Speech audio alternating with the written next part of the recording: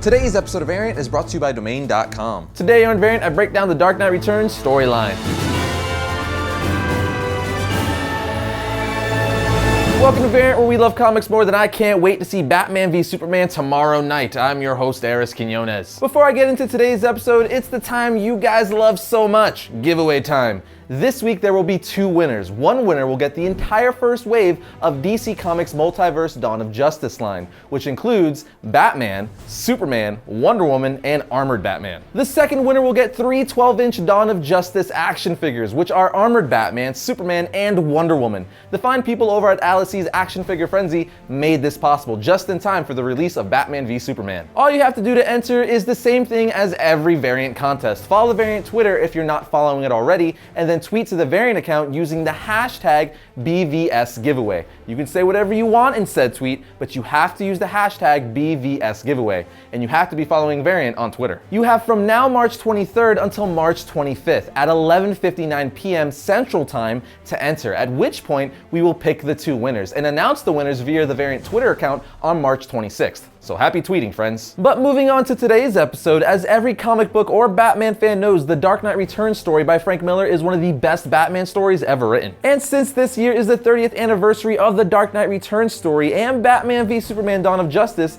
takes some inspiration from that story, there was literally no better time for me to talk about the Dark Knight Returns. So whether you've read the story 100 times or you've never read it, I'm about to break the story down for you.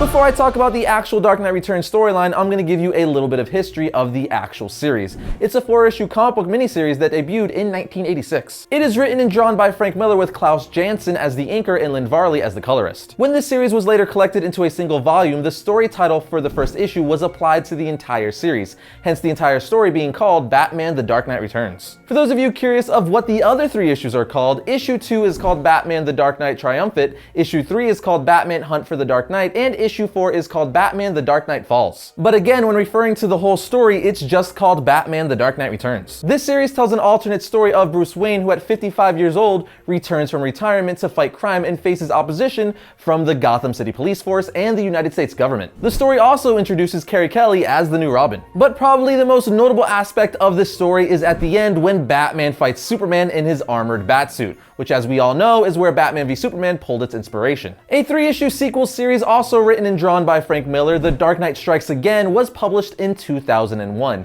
And more recently, we have the third installment, The Dark Knight 3: The Master Race, which is co-written by Miller and Brian Azzarello and is being drawn by Andy Kubert. And lastly, a 64-page prestige format one-shot co-written by Miller and Azzarello, which is being drawn by John Romita Jr., is titled The Dark Knight Returns: The Last Crusade, which will serve as a prequel to the first series, and it will be released in April of this year. Now that's my brief 101 or whatever you want to call it on The Dark Knight Returns. So now let's talk about what happens in the actual story. The Dark Knight Returns is set 10 years in an alternate future with a worn and weary aged Bruce Wayne, which again is much like Batman v Superman's take on Bruce. At this point in time, Bruce is in his mid-50s and has retired from being Batman for several years now. Levels of crime are rising in Gotham, and Bruce has a breakthrough and finds that retirement is against his instincts, so he becomes Batman once again. Donning the cape and cowl, he first confronts Harvey Dent, who's holding the city ransom with a bomb. Dent was thought to be cured after plastic surgery to fix his face, which Wayne financed. But when Batman defeats Dent, he realizes that despite his repaired appearance, Dent's mind is now entirely Two-Face. But before everything went down with Dent, Batman saves a 13-year-old girl named Carrie Kelly from an attack by a gang called the Mutants. Flash forward a bit, Kelly buys herself an imitation Robin costume and searches for Batman, wanting to help him. She finds Batman at the city dump, where he fights an army of mutants. Though Batman defeats the mutant army with his beast of a Batmobile, the mutant leader beats the crap out of Batman in a fight. Side note, it's really cool and interesting to see Bruce struggle with the decline of his physique as he defends Gotham City and fights the mutant leader, because again, he's much older now. Anyway, Kelly creates a diversion and helps Batman escape the mutant leader. Of course, this means she would officially become the new Robin. But this was against Alfred's wishes, who said, "Have you forgotten what happened to Jason?" To which Bruce replies, "I will never forget Jason. He was a good soldier, he honored me, but the war goes on." With the the help of retiring Commissioner James Gordon and the new Robin, Batman defeats the mutant leader on his own terms. This is where we get the famous and one of my favorite Batman quotes ever. "You don't get it, boy. This isn't a mud hole, it's an operating table, and I'm the surgeon." The mutants then disband and rename themselves the Sons of Batman. Batman is now seen as a menace to Gotham society, and an anti-vigilante wave is being led by the government. Even Commissioner Gordon became a victim of both criminals and government after he killed a teenager in self-defense. Gordon is replaced by Ellen Yindel, a well-known anti-vigilante cop.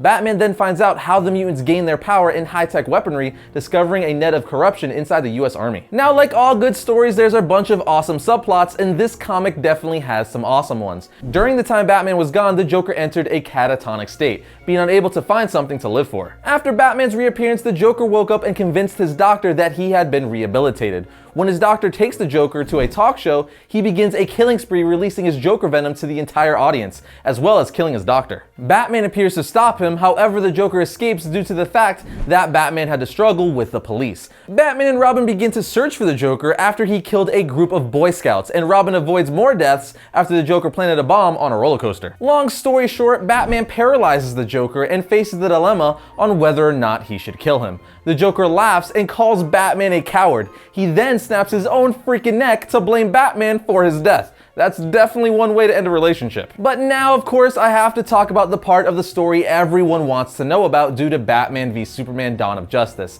and that would be Superman coming into the picture and eventually fighting Batman. Superman is called by the US government to stop Batman after he returns from a mission in South America. Meanwhile, a lethal group known as the Sons of Batman have been using deadly methods against criminals. Batman rallies the Sons of Batman and tells them that guns are weapons of the enemy, and that they don't need them and they won't use them. He goes on to say, "Our weapons are quiet, precise. In time, I will teach them to you. Tonight, you will rely on your fist and your brains." Basically, Batman's a bamf. During this time, Oliver Queen, formerly known as the Green Arrow, warns Bruce about Superman and the government's plans. Batman eventually faces off with Superman, and after trading several blows, Bruce seemingly gains the upper hand thanks to his prior preparation and Oliver's kryptonite arrow. With Superman knocked out by the effects of the kryptonite, Bruce lays down one of the most awesome and famous monologues in comic book history, the "one man who beat you" speech, which goes as follows. "I want you to remember, Clark, in all the years to come, in all your most private moments, I want you to remember my hand at your throat. I want you to remember the one man who beat you." Amazing.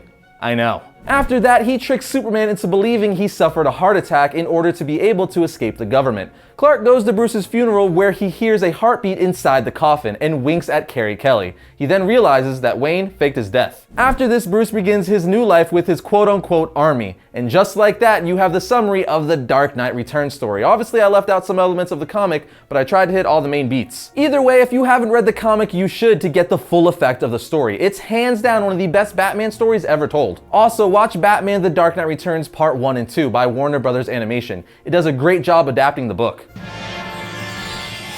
When you buy a domain name from domain.com, you get the power to influence and control what people find when they search for you online. No domain extension will help you tell your story like a .com or .net domain name. Domain.com is affordable, reliable, and easy to use. The guys at domain.com give variants an awesome offer. Get 15% off domain.com's already affordable domain names and web hosting when you use the coupon code variant at checkout. So when you think domain names, think domain.com.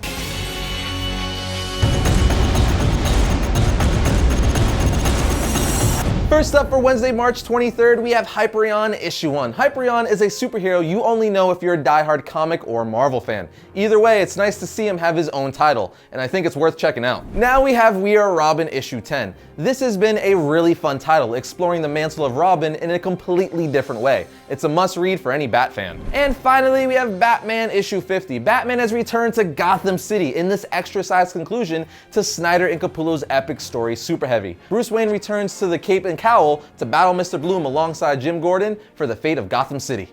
And just like that, that brings another episode of Variant to a close. But remember, you can always like our Variant Facebook page to keep up with the show and all things comic related. You can also follow Variant on Twitter at Variant Comics or me on Twitter at Arris_Quinones. And if you like what you see, be sure to subscribe. But I'll see you guys next week when I talk about all things comics. Dent, who's holding the city for ransom with a bob. A bob? What? What? Ah.